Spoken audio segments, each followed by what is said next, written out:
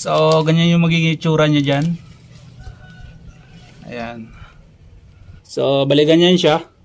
Mamaya na natin siya higpitan kasi mag-adjust pa tayo dun. Ayan, ganda tingnan dito na angle mga choy.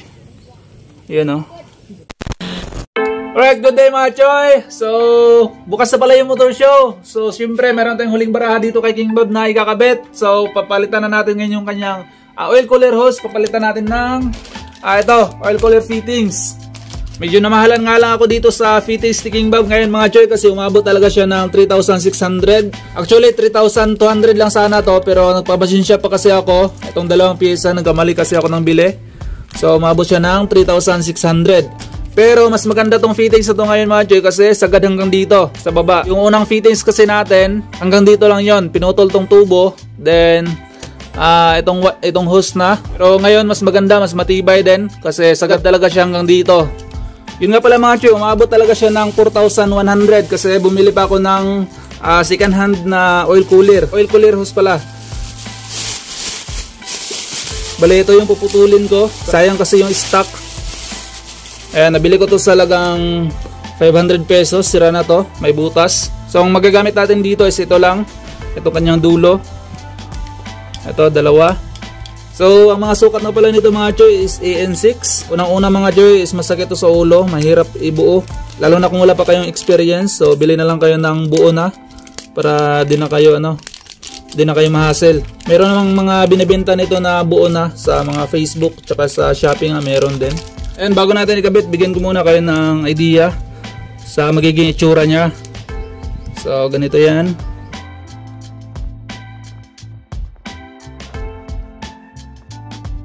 Ayan, so ganyan yung magiging itsura niya mamaya mga choy. Sana mag-success to kasi medyo mahal.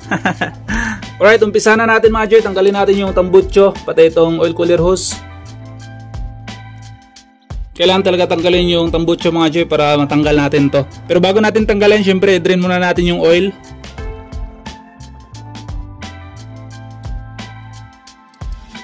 Meron tong o-ring mga choy Ayan.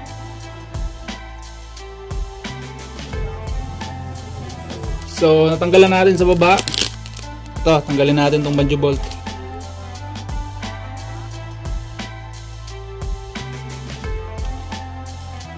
Alright, so ito yung una natin ikabit. Itong pinamachine shop natin. So, kaya ko ito pinamachine shop mga choy kasi yung ano natin, yung tawag doon, oil cooler is 10mm.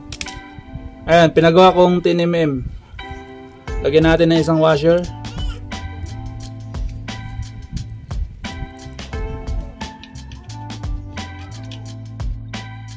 Then sa paghigpit mga choy, lagyan na natin ng electrical tape, yung tools na gagamitin natin.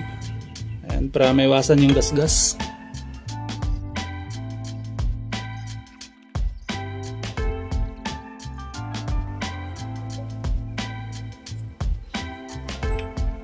And then next, ito naman. So putulin ko muna.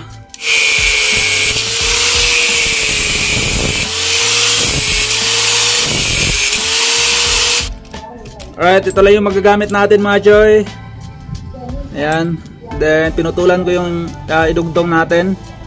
So bali ito, pasok natin yan dito. Ganyan. Then ipahinang natin.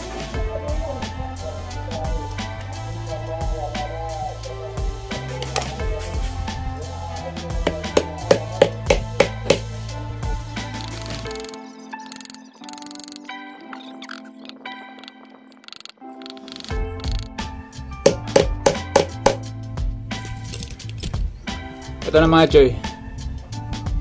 Ayan. Napaka goods. Ayan, maigpit yan mga choy. Hindi na yan lulugsot.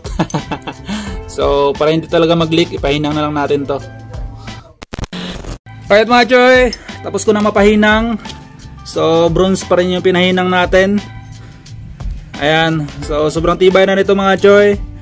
Di na to basta-basta. For sure, di na to mag-leak. So napaka-goods na mechanics sa ginawa natin sa ating oil cooler fittings kasi napakatibay na ito mga choy kahit gamitin natin to sa daily use. And the same time sa rapid backfire pwede natin to gamitin kasi nga yung mechanics na ginawa natin is napakatibay. Ayan, pang matagalan talaga to. So ito yung fittings na ano talaga, solid. And then itong bracket sa araro natin ito. So putulin natin to dito. Kasi tatama yung fittings. Ganyan. Pwede naman siya na i-bend lang natin pababa. Pero yun nga, yung hose mamaya is for sure may gap sila na malaki. So gusto ko na magkatabi lang talaga sila. Kaya putulin ko na lang to. Ayan mga Joy, putol na. Goods na yan. So next na ikabit natin is ito na. Ito ng adapter. Para dito to mga Joy. So para di siya mag-leak, lagyan na natin siya ng gasket oil.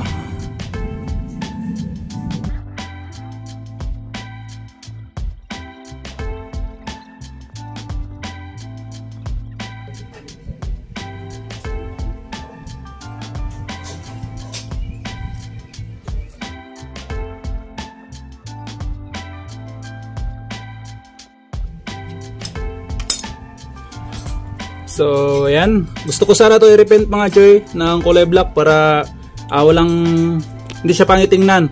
Kaso wala akong kulay na black na spray can, and din rin siya kaya kapag ansal pa yung gagamitin ko, kaya pansamantala muna to. Lagyan ko na lang ng electrical tape.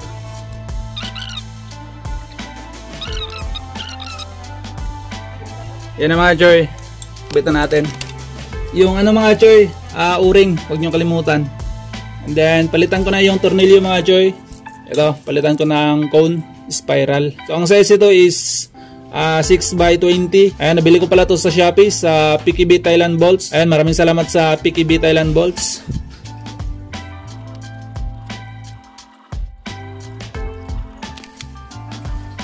Ayan, yun yung magiging itsura niya dito.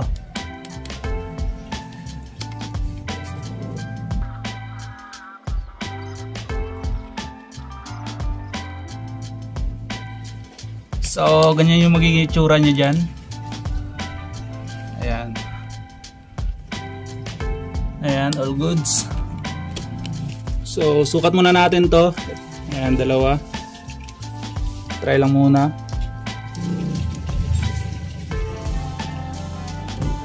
Ganyan yung magiging itsura mga Choy kapag naikabit na yung 90 degree.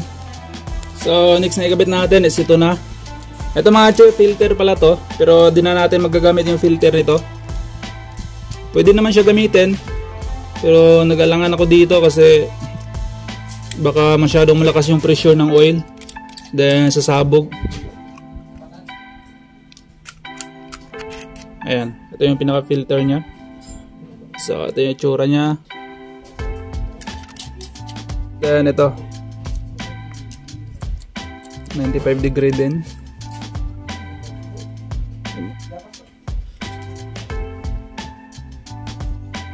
Dito natin siya ikabit. So balikan yan siya. Mamaya na natin siya higpitan kasi mag-adjust pa tayo doon. Dito natin siya idugtong.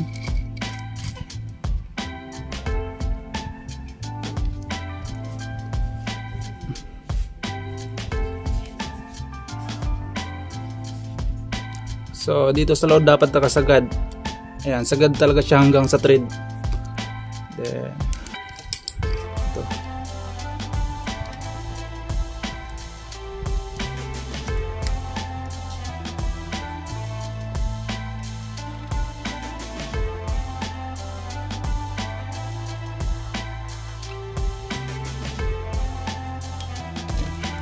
And then sukat natin siya kung saan tayo magputol. Kabit natin siya. So mukhang tatama siya dito kapag nailagay na itong isa. Ayan, tatama talaga siya. Dapat kasi is dito lang siya banda, pababa. Sukatin ko lang siya kung saan tayo dapat magputol. Alright mga Joy, naputulan ko na. Mas mahaba yung isa kasi di sila pareho ng setup.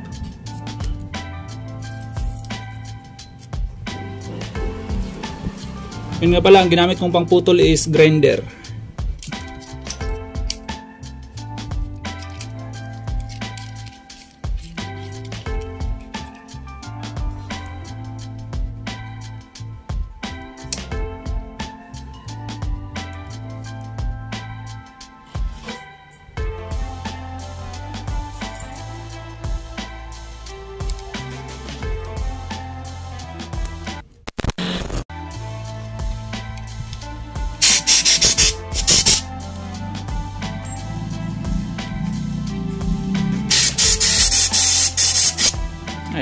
para sure na walang mga dumi, kasi pinutulan natin to gamit grinder, o possible na nalagyan ng mga dumi dito sa loob ng hose.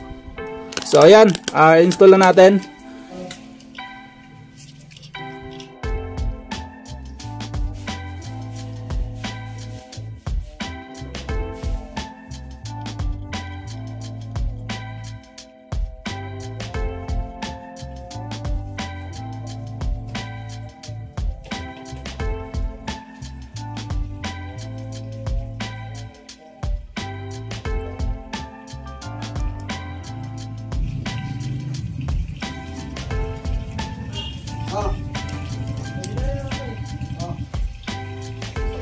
So, higpitan na natin to.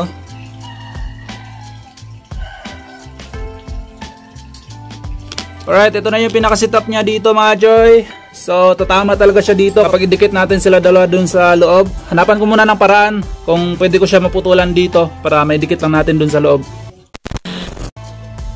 Ayan, naputulan ko mga Joy. Pinutulan ko yung male niya, then yung female. So, ayan na yung natirang thread. 4 na layer na lang.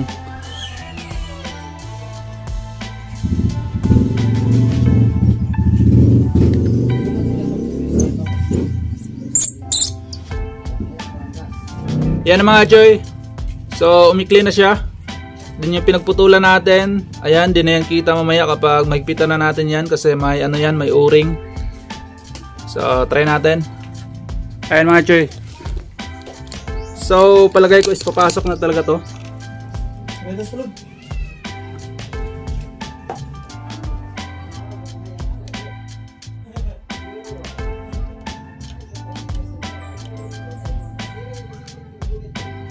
Yan na mga Joy, na-fit din natin na maayos. Ayan. Yun o. So kahit pa paano is na ipantay natin sila. Ayan. So pwede pala natin to ma-adjust dito. Pwede pa ganyan. Pwede rin na nakaganyan. Pero mas prefer ko na nakaganito. Ganyan. Sexy tingnan. Yun o. Pakaayos. So, di pa natin ito nahigpitan itong sa baba. Itong dalawa. Higpitan muna natin.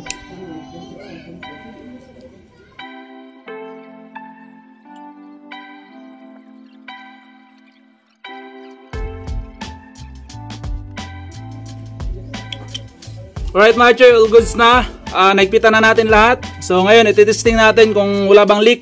Salin ko muna ulit yung oil tsaka yung pipe. Kabit ko ulit. Alright mga Joy. So, ito yung pinaka-setup niya. Yan. So, kung stock oil cooler lang siguro mga Joy, di na siguro kailangan tabasan to, putulin. Kasi yung stock oil cooler is medyo mas malaki yung distance nun kumpara nitong oil cooler natin.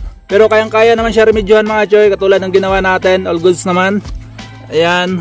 So, ang siguro di ko lang nagustuhan siguro mga Joy is itong kulay red. Kasi masyadong overrated na yung kulay red, masyadong marami na. Ayan, pag-isipan ko na lang mamayang gabi kung gawin ko yung silver. Pero sa ngayon, ito na yung pinaka-itsura niya. Ayan.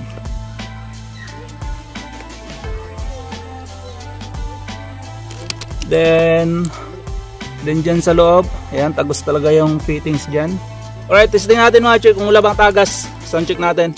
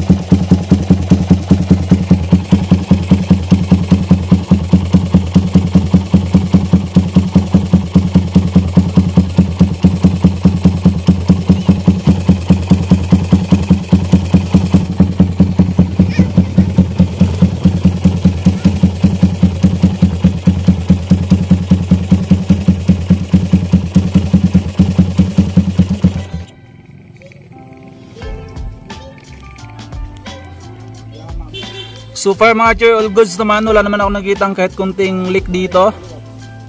Dito sa baba, all goods din. Then dito sa taas, napaka goods. Walang leak talaga kahit konti.